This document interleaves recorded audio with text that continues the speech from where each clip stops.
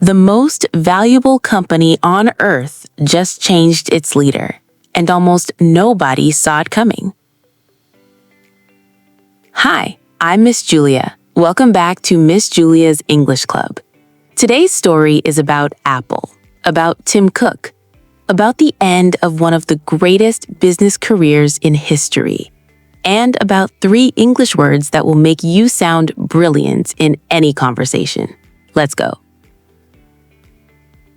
Okay, so this Monday, just 2 days ago, Apple made an announcement that shocked the entire tech world. Tim Cook, who has been Apple's CEO since 2011, is stepping down. Which, okay, I need to just say I was reading this and I had to read it twice because Tim Cook is Apple right now, like in the same way Steve Jobs was Apple before him. Right, and here's what makes this story so interesting. Cook didn't get fired. He wasn't pushed out. He chose this. He'll stay through the summer, hand everything over carefully, and then move to a new role, executive chairman, where he'll still be involved but not running things day to day. And his replacement is a guy named John Ternus, 50 years old. He's been at Apple since 2001, almost his entire career. He's the hardware engineer behind the iPhone, the AirPods, the Apple Watch. Basically, if you've ever held an Apple product in your hands, John Ternus had something to do with building it. And Tim Cook said about him, and I love this quote, he said, "Ternus has the mind of an engineer, the soul of an innovator, and the heart to lead with integrity." That's a pretty beautiful thing to say about someone. It really is. Okay, so why does this matter to everyone, not just tech people, everyone? Because Apple is not just a company. It's a $4 trillion organization that affects how 2 billion people on Earth communicate, work, create, and live. When Apple changes direction, and a new CEO always brings new direction, the whole world feels it. And the question everyone is asking right now is, what does Ternus do next? Because the iPhone is almost 20 years old. Something huge is coming, and Ternus is the one who'll decide what it is. Exciting, genuinely exciting. Okay, English time. 3 words from today's story. And these are words you will use, not just in English class, but in real conversations, in job interviews, in essays. Let's go. Word number 1, step down. Step down. To step down means to voluntarily leave an important position or role. You choose to leave. Nobody forces you. Tim Cook stepped down as Apple's CEO. Now, your turn. Say it.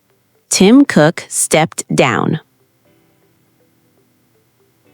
Great. And here's what makes step down different from resign. To resign often implies something went wrong, a scandal, a disagreement, pressure. But to step down sounds graceful, planned, dignified. She stepped down after 10 successful years. That sounds like a hero, finishing their story. So if you ever want to leave a job without sounding like you were pushed out, you step down, not resign. Step down. Exactly.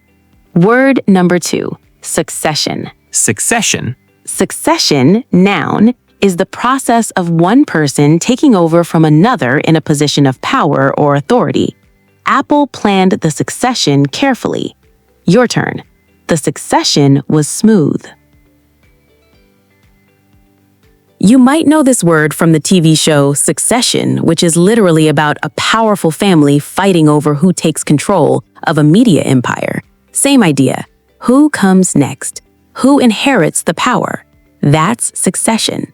And succession planning, which Apple mentioned, is when an organization deliberately prepares for leadership change in advance, not waiting for a crisis, thinking ahead. Which is smart, professional, and great vocabulary for any business English context. Okay, word number 3, and this one is beautiful. Ooh, I love when she says this one is beautiful. Legacy. Legacy. Legacy, noun, is what someone leaves behind after their time in a role is over. Their impact, their lasting contribution. When Tim Cook stepped down, it triggered a succession process that will define his legacy for decades. Your turn. Try it. That was genuinely impressive. Okay, let's talk about this properly.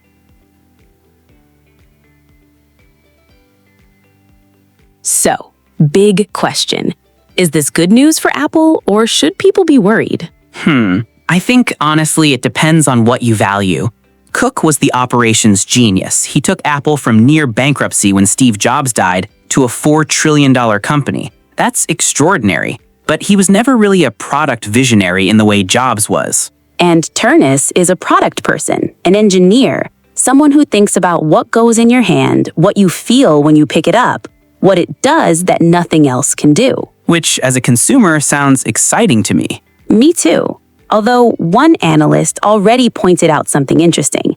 She said, and I'm paraphrasing, that Ternus will almost certainly be the one to introduce the first foldable iPhone, which means his very first big moment as CEO could be one of the most important product launches in Apple history. No pressure.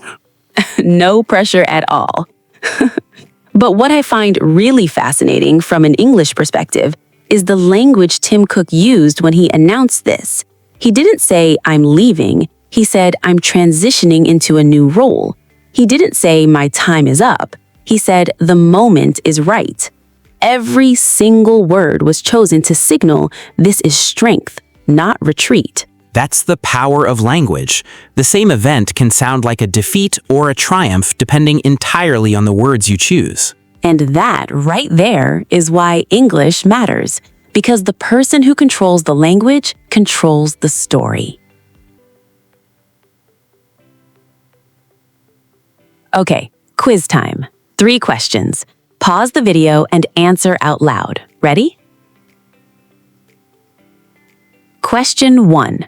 What does step down mean, and how is it different from resign? Step down means to voluntarily leave a role. It sounds graceful and planned. Resign can imply something went wrong. Question 2. Use the word succession in a sentence about a company or a leader you know. Pause and say it out loud.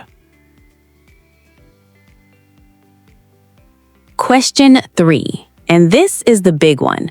What do you think Tim Cook's legacy is? What will people remember about him in 20 years? Think about it. Use the word legacy in your answer.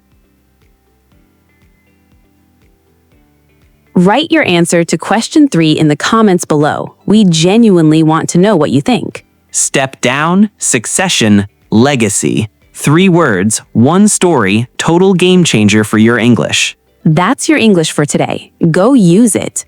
If you learned something, and I really hope you did, subscribe to Miss Julia's English Club right here on YouTube. We are here every single day with a new story and new words. And leave your answer to question 3 in the comments. Seriously, we read every one. See you tomorrow. Bye.